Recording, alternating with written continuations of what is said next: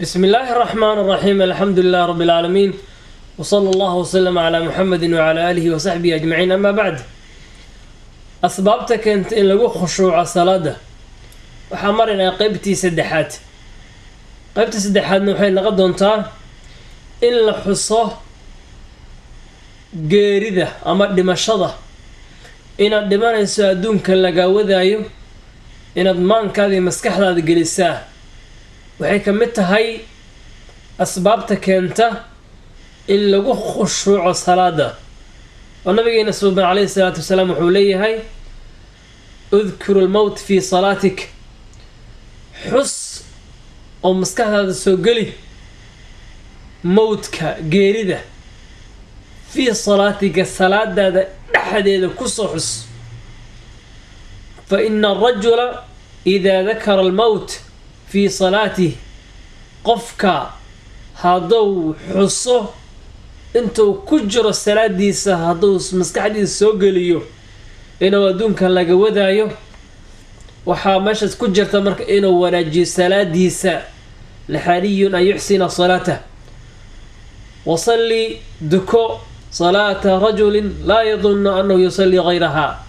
دكو صلاة qofka dukana uusan moodaynin mar dambe inuu duka doono oo ay tahay salaadan aakhiru salaadii kuugu dambaysay. habkaas haddaad iska dhaadhiciso waxaa khushuucu imaanaa wey, waa qaybta saddexaad. wahaakadaa nabiga calayhi salaatu wasalaam wuxuu u dardaarmay saxaabiga abi ayuub radia allahu canhu, wuxuu yidhi إذا قمت في صلاتك هذا أستاكت صلاة داضة فصلي صلاة مودع وحدك تاه صلاة أو سقوتين صلاة دي كوغدا بيس صلاة ومان كذا قليه يسد صلاة كله ينس كوغو صوحيين حمركاس ماشي كو جرتا إنه هدي لقو حدا نمانا يساهي صلاة دي كوغدا بيس بل إلى سجود قلبك ضم حسكو كينيسا محي صلاة حسكو كينيسا. وهكذا قلبك مركب واحد صديق قلان يجري صديق شو وخشوعه سجود هان إلا حصه مرة بالمسكح ذا الجليو إن أدوم كان تجايو فإذا بدنا كل جرته غفلدان iyo adduunyo jacaylkaanan baa kaa yaaraanaya. wax ku noolahaysaa xayaata tayiba, xayaad iska ilaalin ah, alkhawf warajaa, xayaato ah, rajo adoo qabtid, cabsina adoo ku jirtid ayaa ku noolahaysaa. in la badiyo macangooyahane waatuu nabigu noo sheegay calayhi salaatu wasalaam akthiru dikra haazim alladaat, badiya xuska macangooyaha, badiya inaad adduunkan ka tegaysid maalin uun.